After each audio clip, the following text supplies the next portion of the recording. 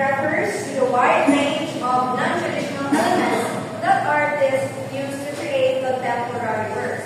So when we say mga non-traditional elements, these are elements na makita nato sa actual surroundings. These are the mga random things that can be turned into something else, something to create a masterpiece.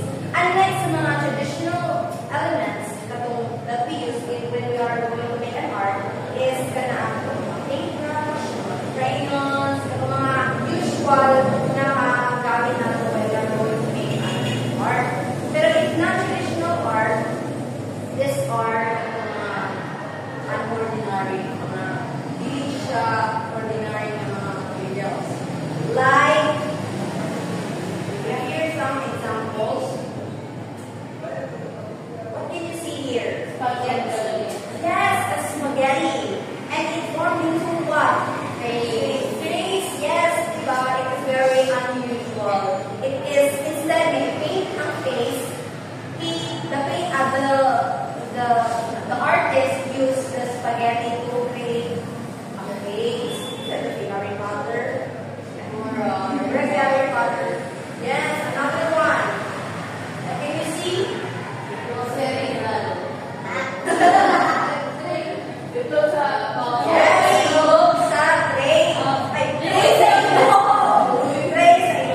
And then the artist paint it, right? Formed it like a person. The two couples that are going to kiss. Alright. And then last. Yummy. Smart. Is smart. The painter used her lipstick and lips to paint a woman on a canvas. Right? So it is very creative. The painters or the artists are very creative when it comes to using the non-traditional elements. And this go beyond classic materials like paint, canvas, and marbles, incorporating innovative and unconventional elements to expand artistic expression. Now let us proceed to the types of diverse media and materials to be discussed by Sir Han. Alright, so now let's proceed to the types of what do you call that one again? The types of diverse media. So, diba, as what Miss Elaine said earlier, contemporary arts are beyond using traditional arts. So when we say traditional arts, it's traditional materials. Those are like the watercolor, the paintings, the materials that we normally use in doing arts. So first example in our contemporary materials is the digital material. I guess all of us here are familiar with this digital material, right? Right. So digital materials, digital media rather. So digital media is any form of media that uses electronic devices for distribution. So this form of media can be modified, viewed, and it can be created via distribution of electronic devices. So, through digital media, it allows artists to create interactive and dynamic work. So, now the examples of digital media. Are you excited to know what are those examples? Yes. Do you have any idea? No. So now the examples of digital media are. So first, natin tawag na augmented reality or AR. Now, may idea what is AR or augmented reality? Yes. Or like something that is applied to reality. Yes, you are correct. It is something that you So when we say augmented reality or AR, it is an interactive experience that combines real world and computer generated 3D content. This 3D content can span into various modalities. So kanina content, it can be viewed by our eyes, or it can also be heard by our ears. So, mauni siya ang example sa augmented reality. What did you see in the picture?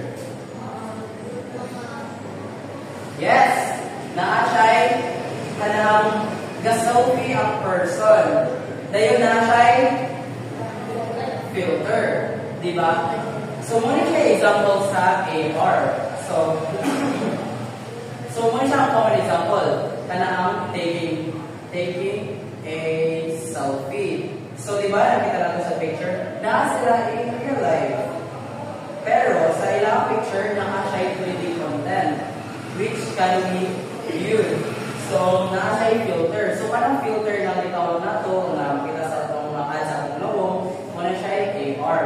So, naa siya sa real world, you are bringing that 3D content into the real world. So, muna siya ang AR. So, kung sa ba ang next na example ano? Sige, next example is VR. Kasi ba ang VR?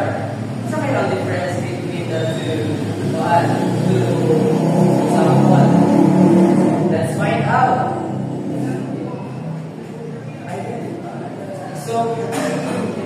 So VR,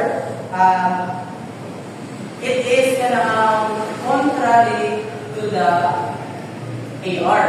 So, di ba sa AR, we are in the real world. And we are bringing the 3D content in the real world. But in VR, we are the one who indulge in the computer-generated world, in a different world. So, as you can see in the picture, this person is wearing something, what do you call that one, in their eyes. And then, if the moment that they put that thing in their eyes, their vision completely different. Mura sila naasa sa in a different world.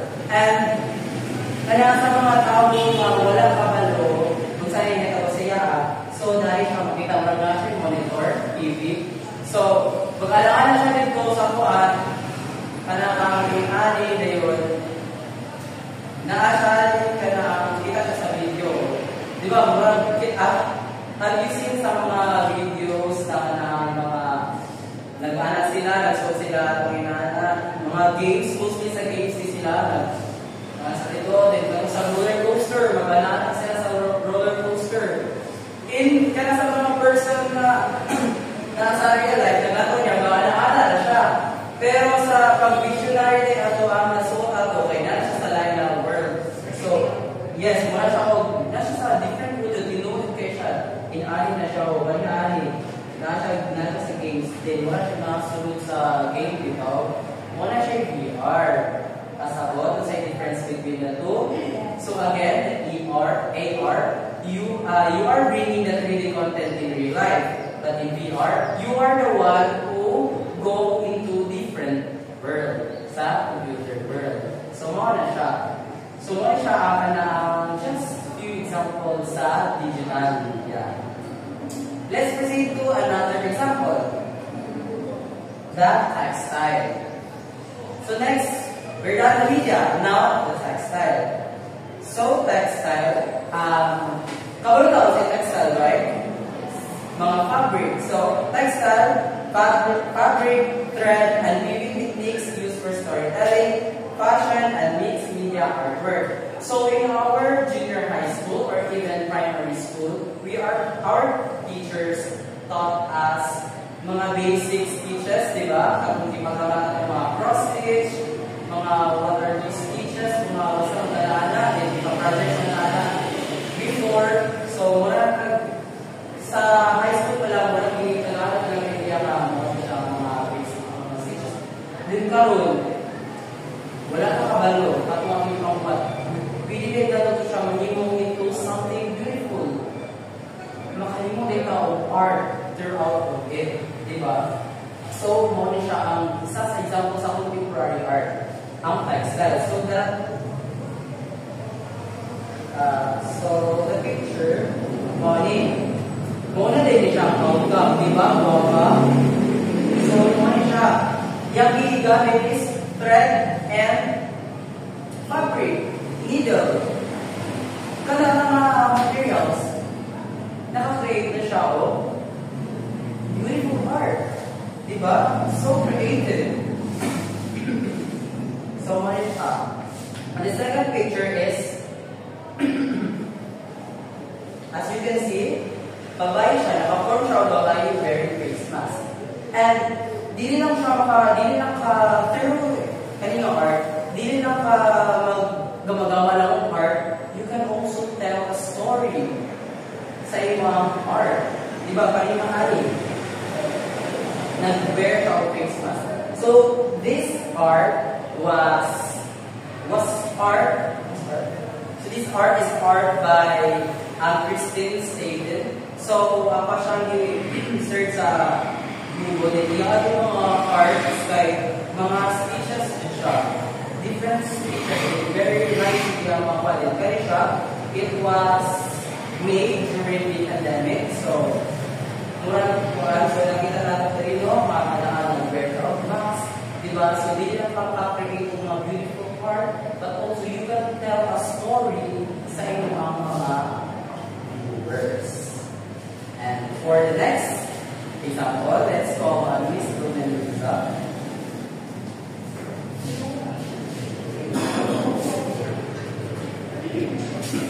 So next is, we have here another type of diverse art, diverse media art. So we have the third one, home objects. So it is everyday or discarded items or purpose of art often used for social or environmental commentary. So example niya is the name. So this is the work of Thomas Steiner. He is an American artist known for mag-create ng mga arts that is made up of discarded materials na makita natin sa photo na ito. So, as you can see, kung imo siyang if you view it from distance, like, kanina parot is very realistic kayo yung look.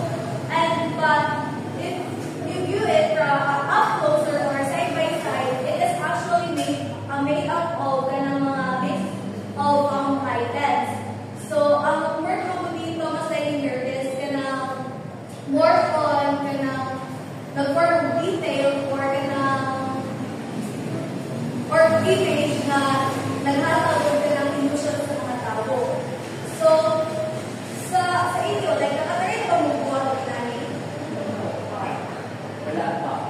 I think for me, nakatry mo. I think during sa high school days or even sa college, sa art hub. Yes. Diba? Like, we are tasked to make art that make decorative art for Christmas. So, mag-task ka na magamit ng mga recyclable materials. So, isa na siya sa kuha na to. Isa na siya na to sa